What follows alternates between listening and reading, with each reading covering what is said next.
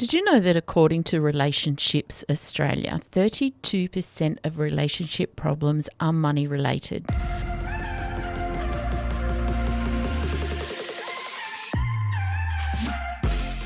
Welcome to Dollars and Dreams, the podcast designed to empower you to take control of your personal and business finance. You know, the very thought of money and finance can often send chills down your spine and stir up fear of the unknown. But let's change that narrative together. Through this podcast, my goal is to not only to provide you with useful information, but also to inspire and motivate you to take action towards your own financial goals. Let's rewrite your money story together.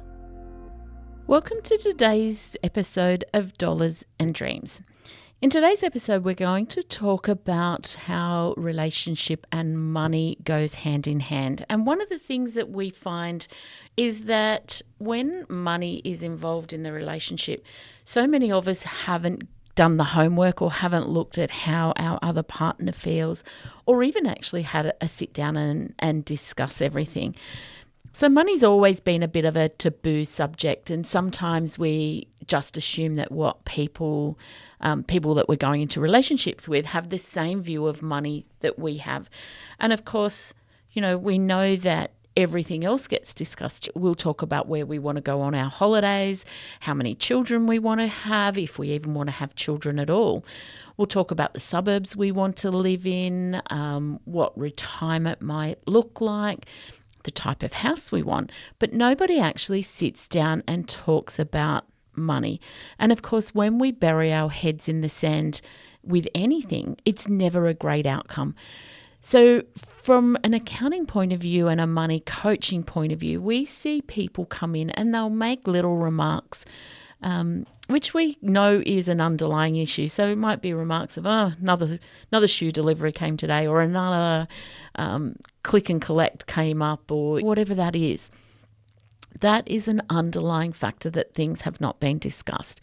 Now, I get it. Some people have little banter amongst couples, but you need to make sure that that is a genuine banter and not something that is going to rear its ugly head somewhere along the line. And of course, this isn't just an issue that affects young people. So we always think that money and relationship happens when we go into a new relationship, but it can be at various stages in life. You know, it might be that you've decided to have a family, so the impending mum thinks that they're going to stay home for the next 10 years and raise the children, whereas the dad might think that, well, as soon as maternity leave's over, we'll put the children into childcare a couple of days a week and we can start to earn some money. So that is the underlying issue, is the money in that relationship there. It can also be that, you know, the kids have now grown up and become independent. So one person might think they might drop the number of days of the week that they're working. And we particularly see this with tradesmen who have really hard physical jobs. And so they get to their mid-50s and they think that, well, you know, I might just cut back to working 3 days a week. And that may not sit well for the other person in the relationship. So it is around having a great discussion at every stage of your life. And, you know, in my age group, friends and family are now starting to retire. And, you know, particularly if there's an age gap, one person might be getting close to the retirement age and decide that they're retiring. And the other person's going, well, if they're stopping home or they're doing things, I'm going to retire earlier as well. But then you have that person that's 2 or 3 years older going, well, hang on, I've worked 2 or 3 years more than you. It's time for you to keep working and I'll just enjoy the fruits of stopping home. So again, that's an underlying issue around money. So it's something that you really should talk about. But in today's episode, I want to really go through the issues of when we're quite young and we're moving into one of our first relationships with money and a partner, and how you can navigate those newfound lands that you're finding yourself in. So according to a Bankrate survey, 43% of Gen Z and 31% of millennials prefer to have separate bank accounts. So let's address that to start off with, because that's one of the things that people ask me all the time is, you know, Jen, should we have separate bank accounts? What happens if I don't want my partner to know how much my haircuts cost or my facials that I have. Or sometimes it's the male person saying, I don't want my partner to know how much my golf membership is or how much I spend on, a surfboard. So there is no one size fits all. I know you're all looking for the answer of what it should be, but it is one of those things that it's no different to when you talk about, do you want a 3 or 4 bedroom house? Do you want to travel overseas or travel locally? Every person and every relationship is completely different, and you need to address these things for what is best for you and you only. Forget what other people do. We hear this all the time, and we see it in social media, and I see it in all these Facebook and groups where no, you've got to have 2 separate bank accounts, one for them and one for me. And then other people saying you've got to split all your electricity bills, half put in and your partner will put half in, or, there is no one size fits all. So my husband and I have always had joint bank accounts. We've never had an issue with money. I guess that goes for saying that, I teach other people about money. Hopefully I can bring those lessons home to us.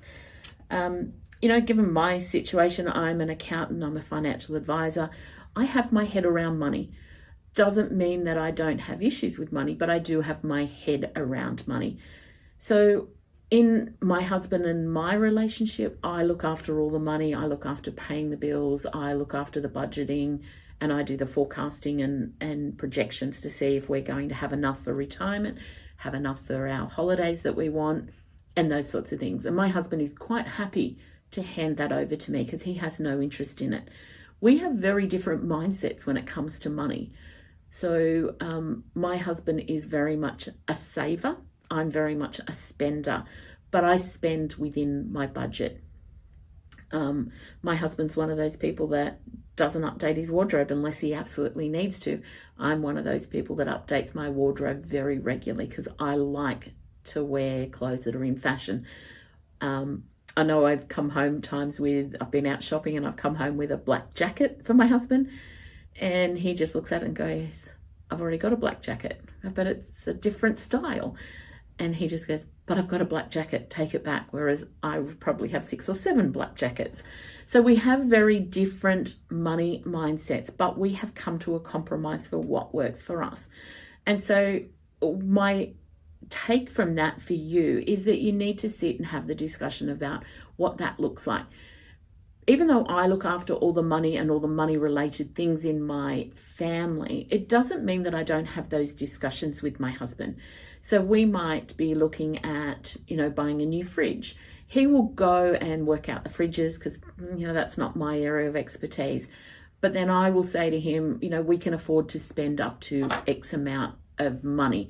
So he knows when he's looking at fridges that, you don't want to go and buy that $6,000 or $7,000 fridge. You're just looking for that one that's, $1,500. So that is how we've come up with dealing with the money.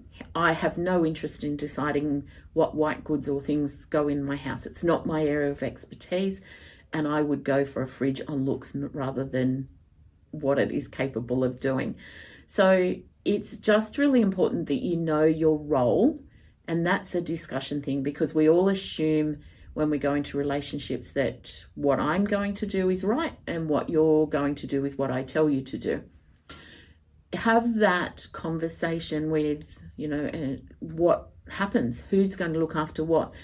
And it's one of the same things, I always say to anybody that's going into living with somebody or going into a marriage or anything with somebody the first time, there's lots of preconceived ideas, not just around money when we go into a relationship. I know with my husband when we first met, now we've been married 26 years now. So when we first started living together, we both worked full time, obviously. We got to the weekend and my husband is a surfer. So he got up, on a Saturday and went for a surf. He would play cricket Saturday afternoon. In his mind, the assumption was I was going to do the housework. So he would come home from a surf and I would be cranky because I'd got up and I'd done all the washing and the housework and everything. And he just looked at me and said, well, I've worked all week. I wanted some time to myself. And that was a great angst for us. And I remember one of the days we had these, the first of probably a few major arguments in our first few months of living together. And I lost it when he said that to me, because in my mind, we both worked full time. What gave him the right on a Saturday morning to go surf and then go play cricket Saturday afternoon? And I was expected to stop home and wash our week's worth of washing and do all the housework. And, he came home from cricket that night and apologized to me and actually just said, I just assumed, because that's what happened with mum and dad. Dad worked, his mum would do the cooking and cleaning and washing and ironing, and the dad did the outside yard, did the maintenance and did those sorts of things. Now, my parents-in-law, my mother is deceased, but my father-in-law is almost 99. So that mindset of almost 80 years ago when they got together was very different to what is acceptable now as couples. So we had a discussion and we came to an agreement around if the surf's good, because of course, when surf's good, you have to surf. You can't hope that the next day it'll be fine. So we came to an agreement that if the surf was good on a Saturday morning, we would both go and do what we wanted to do, and we would find time to fit the housework in and washing. The other thing was my husband was in the trade, so he was home from work at about 3:30. So we came to an agreement that he would put a load of washing on when he got home from work a couple of nights a week instead of leaving it for me.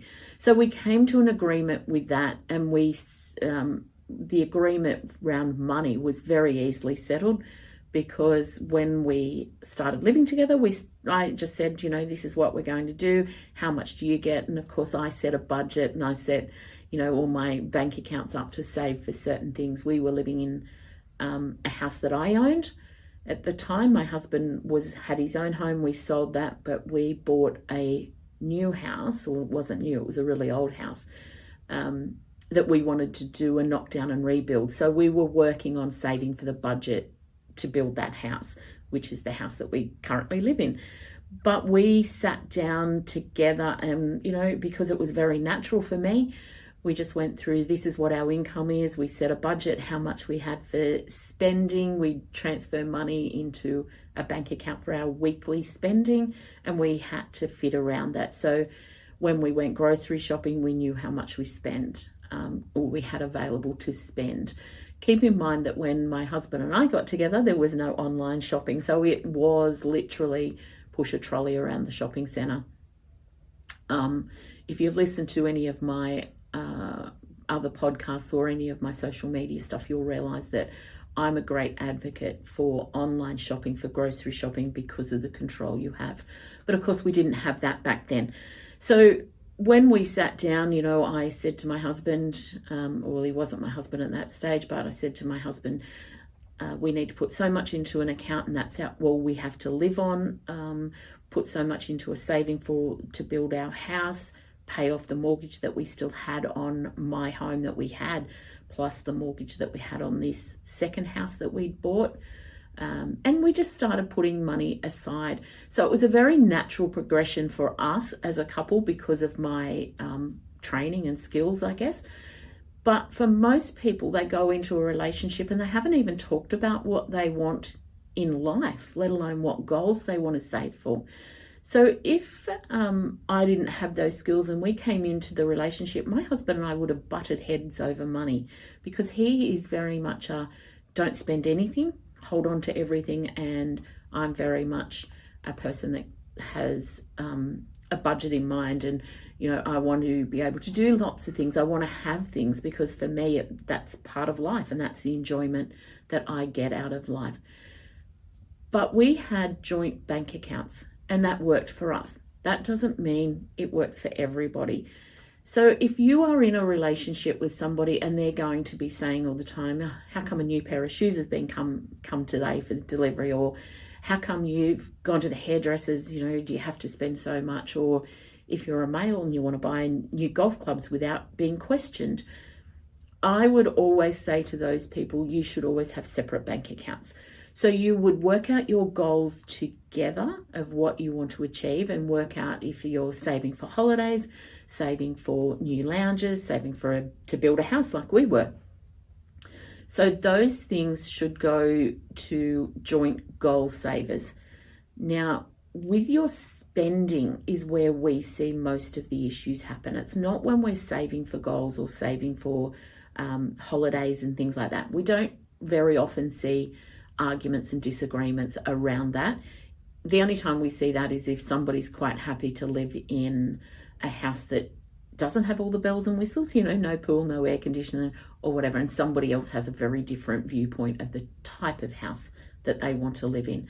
That will be your argument. Some people don't think that you need more than one living room. Some people think they want two. So you'll have an argument or a disagreement there on how much you want to spend on a house. But mostly with homes now, and family homes in particular, it's what you can afford, because house prices are going up so much. So it's about looking at what you can afford without impacting on your lifestyle, because nobody wants to be under financial stress to pay a house that they really couldn't have afforded and not be able to do things, because that is one of the greatest arguments you'll find with people with money, that they're just stopping home. They can't do anything. They can't buy anything. They're under money stress to find grocery payments and pay bills and things like that. So that's where money stress comes in, where you have over committed yourself to mostly house prices or rental and things like that. So it's about having a discussion about what life looks like. So creating a budget. The amount of money that I need to set aside to give the lifestyle that I want would be very different to the amount of money that my husband would set aside for lifestyle. He goes to a barber for a haircut. I don't. I want to be able to get my hair colored and cut every 5 or 6 weeks. That's important to me. So when we sit down and work out what we want to spend, if you know what life looks like for you, and you can have that conversation with your partner in a calm way, then that saves all the arguments. So if you're one of those people that don't want your partner to know how much you spend on your haircuts or how much you spend on golf clubs, have separate accounts. And so what I always say to everybody is, work out what your income is, and then sit down and work out how much you're going to contribute to the goals that you have. And remember, I always say you should have long-term goals and short-term goals. So less than 12 months or greater than 12 months. So if you want to go on an annual holiday, then that would be your short-term goal. You can, of course, have more than one goal. I'm not saying you just have to have the one. But each of you need to work out how much you will contribute to those 2 goals, how much you will contribute to the emergency fund, how much you'll contribute to the day-to-day or the week-to-week spending, and then work out how much you each take to your own separate nice spending account. So that's where you will go and buy your clothes, your shoes, your haircuts. Your partner might buy his golf clubs, the alcohol. He might like to have a gamble on the horses every Saturday. You may not like gambling, so that would come out of that person's luxury account. So we call that the Queen Bee account inside our course, but of course males don't have a Queen Bee account. So it's important to sit down and do that budget together. Now, the other argument that we see quite often around money is if one person earns significantly more than the other. That's a conversation and that's a mindset around money. I mean, I hear people all the time saying, well, I earn more than you, so I should get more to spend. Other people will go, we came into a committed relationship. We now work in a partnership and it's joint. We both take $200 to our spending account. Again, there is no one size fits all, and everybody needs to work out what works for that relationship. My advice to anybody that is going into a new relationship with somebody where there will be shared responsibilities when it comes to money is to make a date night. Sit down, have a discussion over dinner where it stays nice and calm. The thing that we find is when emotions are heightened because bills have come in or you haven't got enough money to pay for your rent or your mortgage, or you're struggling to meet, the childcare costs. When you are heightened, you will always react badly. So something that you could always have negotiated if you're in that heightened state where you're not quite sure how you're going to get out of the situation you're in, or you're under stress when it comes to money or other things. It doesn't have to just be money. It can be, if you're feeling unwell, or if work isn't in a great place, you don't enjoy going to work, you will come with the wrong mindset to the discussions, and that is when it turns into an argument. And human nature is when you start arguing, we always take a greater stand than what we would have. You can't see the other person's point of view or take their side, and you get very defensive. So you should always, when part of doing that is work out, what night we'll sit down, or do you want to go out somewhere nice for the day when you're in a nice, relaxed environment, and go out and have the day together, enjoy your company with your new partner, and then when you get back that night, sit down at the dining room table and have that discussion. I generally tell people to have these discussions in the privacy of their own home, because you don't want to feel that the person sitting next to you in the cafe's listening. They're probably not, but you don't want to have that feeling that somebody is listening. So have these discussions in the privacy of your own home. And I generally tell people to sit at a dining room table and have it, because if you sit at a lounge or sit around with a television on, you get distracted, you lose focus. You don't think about the other person's point of view because you just want the discussion done so you can start watching whatever show it is. You also will be more tempted when you're sitting on the lounge to pick up your mobile phone or pick up the iPad and start scrolling. That then gives your partner a really bad perspective that you're not interested in what they're saying. So sitting at the dining room table, now I've had other people say that a dining room table is a block between you.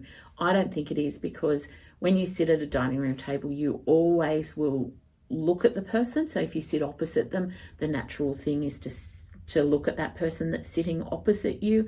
And then you're seeing their facial expressions. You're seeing the responses in their eyes, which gives away how comfortable they are. Be aware of that. And, if you've got a different mindset to your partner, be aware that when you're expressing yours, to look at their facial expressions, look at how comfortable they are, and look at their body language, because that will give you an indication that they're starting to feel uncomfortable. The way I deal with that when I work with people in my office, and people I can see that they're getting uncomfortable, is you just stop moving forward. You just stop where you are and ask them, how do you feel about that? What's your response to that?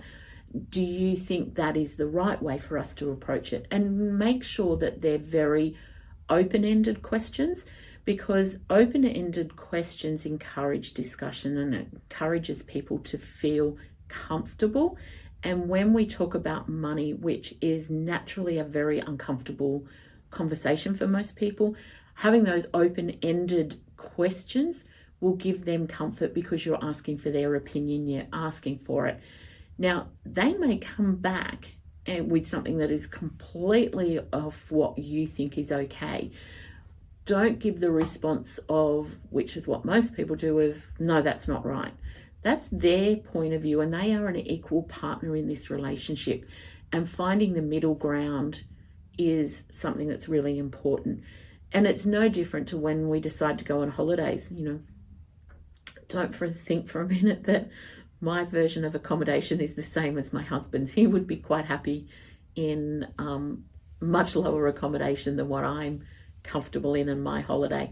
We've come to an agreement over the years that we don't always go to the top level of things, because we come to a price agreement.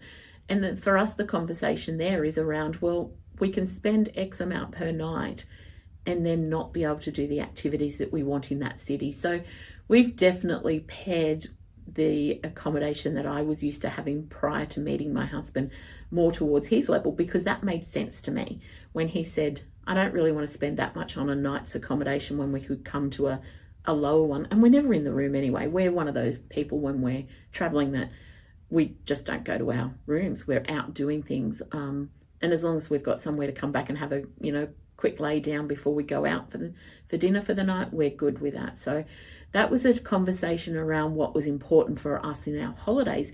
And invertibly, it was connected to how much we were prepared to spend. So when we had that discussion, we started at not quite polar opposites, because my husband's certainly not a 1 or a 2-star accommodation, but I loved 5-star accommodation. We now spend probably 3-star, maybe 4-star sometimes, with the occasional 5-star luxury, weekend away thrown in, which is just nice every now and then. But that was a discussion around money, even though you don't think it is. So it is important that you don't just block off that other person's point of view by asking those open-ended questions, which is what we do when we're sitting here with our clients. Some people set a limit. You can go and spend $200 without discussing it. Anything more than $200 needs to be discussed as to whether we want to spend that sort of money. There's lots of ways of dealing with it, but that comes with what suits you, not what listening to other people says. So I would love to hear in the feedback if anybody has any other ways that they've dealt with looking at money and how they do the budget, how they had these conversations around money and dealing with it. The other one that we have that comes in quite often is when we come into new relationships with money. Anybody who has debts or credit card debts or car loans or home loans and things like that, that will create angst, because sometimes when the person coming into the relationship without any debts feels that they're taking on the burden of somebody else's lifestyle before they were on the scene. So they may look at credit card debt and go, you know what, I never had debt and I've paid for everything, and now you've come in with this massive credit card debt because you couldn't live within your means, and now I've got to pay for it. So that's a conversation, and that's around somebody's mindset when it comes to money. When my husband and I got together, he all but owned his house. My husband's 5 years older than me, and he was, as I said, he was working in the trade. So he started working a lot earlier than I did. He left school at 17 and started working. I left school at 18 but went to university and was on very low wages because I was a trainee accountant. And I bought my house a lot later because I worked full-time and then went to university overnight. So I stayed home with my mum and dad until I'd finished university, because I literally got home from university overnight, ate dinner, went to bed. Now, if I'd lived by myself or out in shared accommodation, I'd come home from university, I would have had to cook my dinner, I would have had to do my washing and do everything, and then I'd be staggering myself into bed after doing my uni work. So it made sense for me to stay home with my mum and dad till I finished uni. And I had no siblings. I'm the youngest of my family, so they'd all left home. So there was no angst in my house. My mum and dad were very easy to live with. Mum and dad did everything for me. I came home to work, cooked dinner, my washing and ironing was done. I had to make my bed and make my lunch, and that was the extent of my contribution to the family home. So it made sense for me, whereas my husband left home quite young, bought a house and had paid it off. So he bought a house for a lot less than I had to buy mine for, because he bought it 10 years earlier than me. So when we came to a relationship, my husband all but owned his house. I still had a significant mortgage on my house. So we sold his house because we didn't need to, and used the proceeds of his house to pay mine. He had no issues with that because, as he said, we're going into a long-term relationship. We were getting married, and he was quite happy to contribute that, and that was his, part of coming into a relationship. You don't come in as equals all the time, or very rarely does anybody come in as an equal when it comes to money. Having said that, my earning capacity was higher than my husband's. So whilst he had a greater contribution to our relationship when it came to money, I had a greater contribution moving forward. And that's never been an issue for us. And that was something that we just discussed, that's part of coming into a relationship. But other people do. And I've got a couple that are friends of mine that they very much have a issue with one earning more than the other. But they've come to an agreement. They're happy with that agreement. One contributes more to the household costs than the other one, and they keep what's left to spend themselves.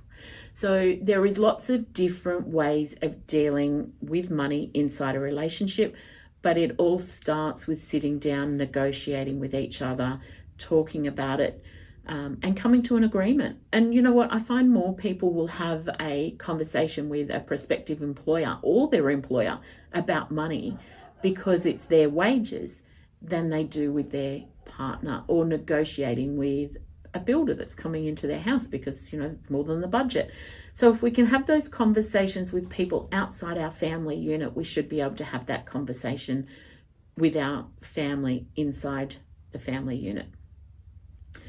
So the other things that come into play when we talk about money in relationships is, how are we going to deal with debt? Do we have credit cards? Do we save for everything and not have any personal loans? Do we save for retirement now? Do we wait till we've paid off the mortgage till we start saving for retirement? Do we want to have a passive income stream for retirement, which means we need to start investing? Do we both work full-time when we have children, or do we one person stop home and avoid childcare? So there is so many conversations that need to be had. It's not just about spending. So keep that in mind when you're talking with your partner about money and about the journey that you're going to go on together with money, and talk about your different mindsets. So talk about whether you're comfortable spending and saving. So we call that the abundance or the scarcity mindset. So the abundance mindset are the people that believe that money is a tool for them to create wealth with and control. A scarcity mindset is people that think that there isn't enough money in the world, or they have a what we call a glass half full approach. So come to that agreement. Start to work towards both of you having an abundant mindset, and keep in mind that they're stepping stones. It's not a flick of a switch and you can change from thinking that money's there to be spent and money's there just to, you know, live life because you could be dead tomorrow. If you're going to change from that scarcity to an abundant mindset where you believe that money is that tool to create a nice life for you and that you have control over money, it is a stepping stone place to get there. So set small little goals that you want to change, and look back at where you've come from as a couple. Now, when I say that when you should sit down at the dining room table with people, with your new partner to discuss money, I want you to be very clear here that when you sit down with them, that is not the first and only time you will sit down and have that conversation. This should be something that is an ongoing discussion. And I'm not saying every month or every week you need to have that conversation. But bills go up, circumstances change, your saving goals may change. And also you get to you in a better financial position as you come together and create your own family's goals and wealth. So this is something that you should regularly talk about. And whilst I say sit at the dining room table for the first one, that doesn't necessarily have to be the second one. You know, I have a discussion with my husband quite regularly. He's not interested in money. I'll be very clear here. He is not interested. And his comment to me is always, I trust you. You know what you're doing. You don't need to tell me. But I always say to him, this is your money. You need to know what I'm doing with it. So I might just be in passing, say something about, you're doing some more hours at work now. I'm going to take that and pay it off our home loan. So I know I might just say, this is what I've done. So in my family, and I'm sure my husband, I probably should have checked in with him before I did this podcast, but in my family, what we do is my husband's entire wage is paying our mortgage and saving for holidays. So I split his wage into 2 different bank accounts. Half of it goes to our mortgage and half goes to a offset account that we have on our mortgage, because remember, we have to use our money wisely, and that is what we save for our family holidays with. So a couple of months ago, he got a very small pay rise. So I said to him, I'm going to take that pay rise. It was only about $50 a week. It wasn't very much.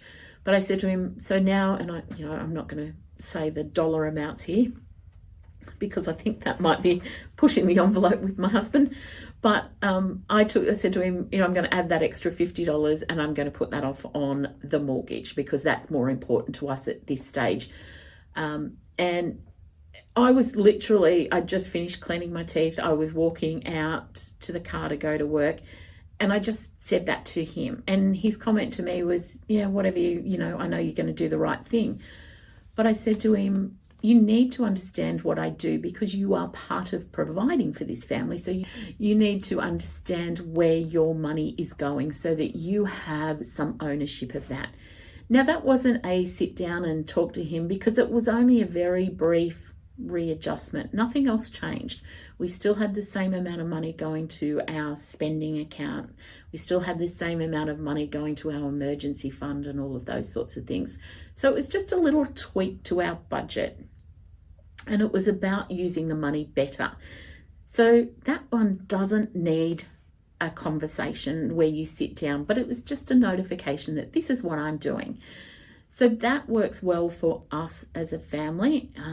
And I do actually just say, just in brief passing, that, we need to add more money to our weekly spending account. So I'm going to have to take some out of our nice luxury accounts because groceries have gone up. So I just make those very small discussion points with my husband in brief. If I want to make major changes to the way we do it, and we rarely do that because we're through the child rearing years, we're through, all the tough expenses that you have at the first part of your marriage. My husband and I are now building our wealth for retirement and building passive income. So, if I want to buy some investment with some of our savings that we have, I will actually not do that as an in-passing conversation because that might be spending, $10,000 to buy some shares. So that definitely isn't I've just cleaned my teeth and I'm walking out the door to work. That will be, when you've finished doing that, let's talk about, I want to do something with our money sort of thing. It not always sit down at the table, but we sit down at the table once a year and we go through what our goals are for the year, what we want to do, how we want to save, and we do, the breakup once a year. But we do those touch points, and I think that's really important as a couple that you do keep in touch with each other.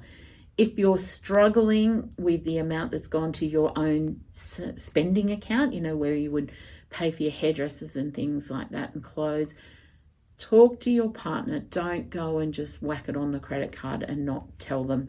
If you've got weddings or engagements or things coming up that you need to buy a new suit, if you're a man. My nephew's getting married very soon, and my husband said the other day, I think I'll buy a new suit for that.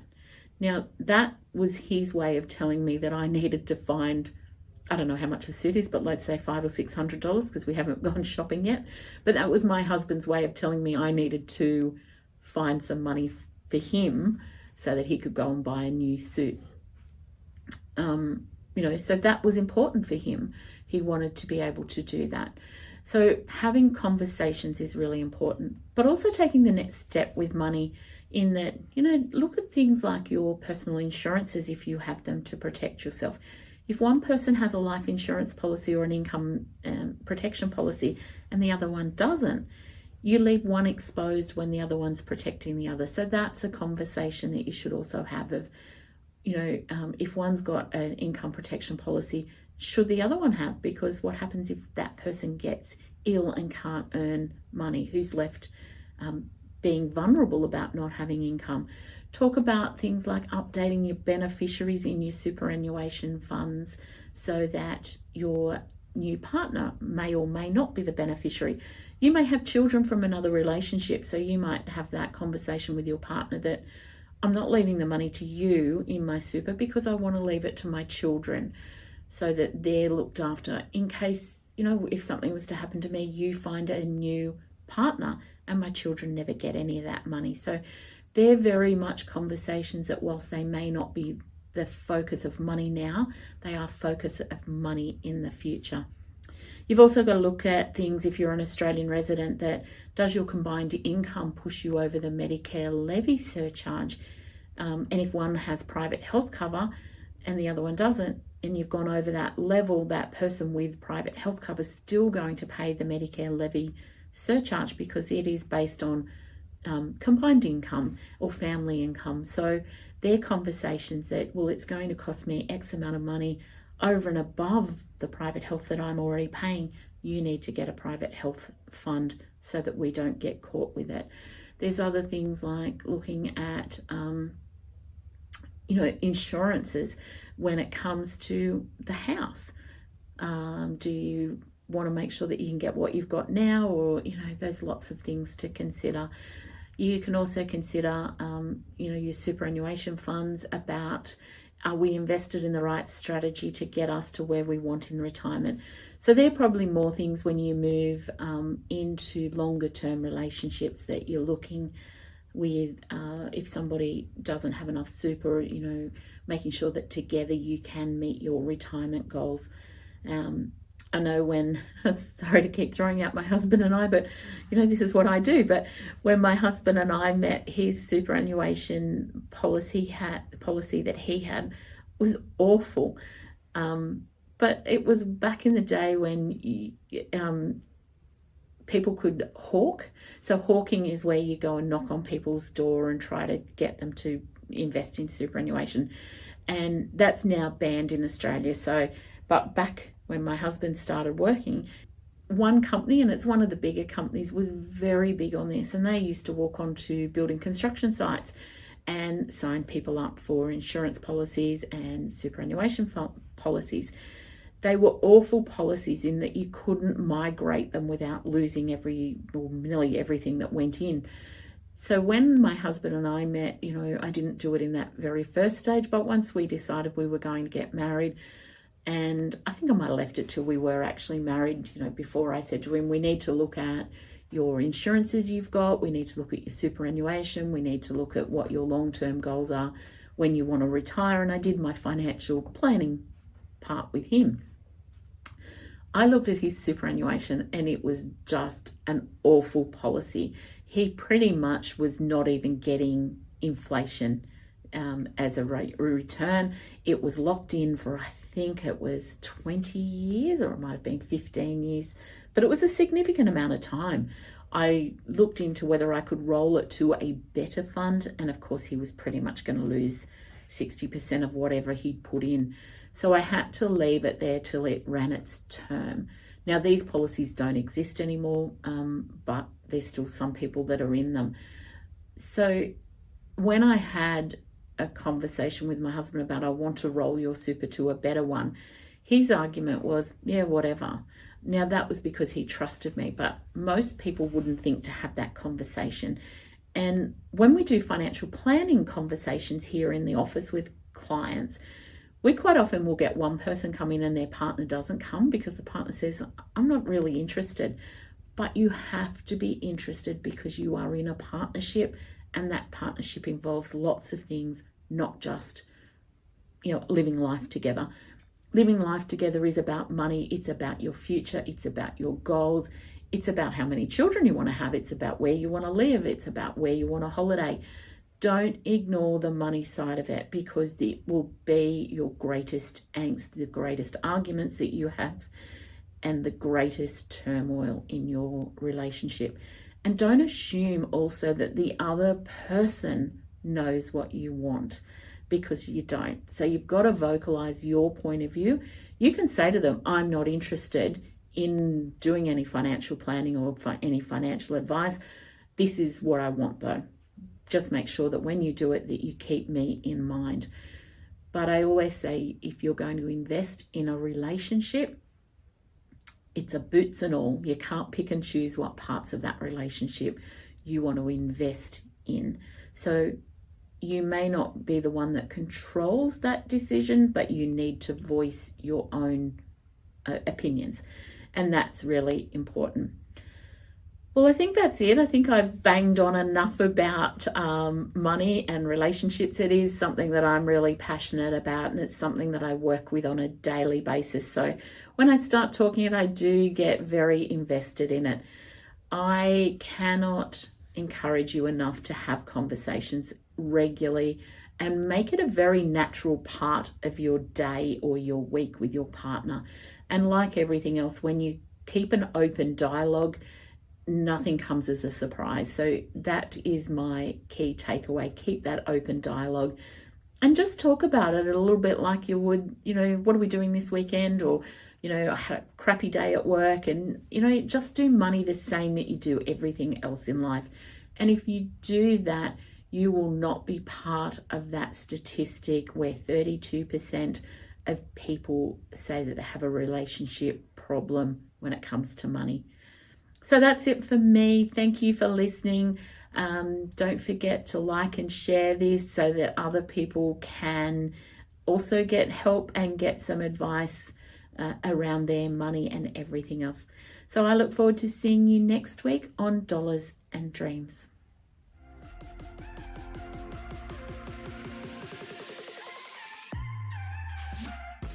Remember, the advice shared in Dollars and Dreams is general in nature, and it does not consider your own personal circumstances. Dollars and Dreams is for educational purposes only and should not be relied upon to make investment or financial decisions.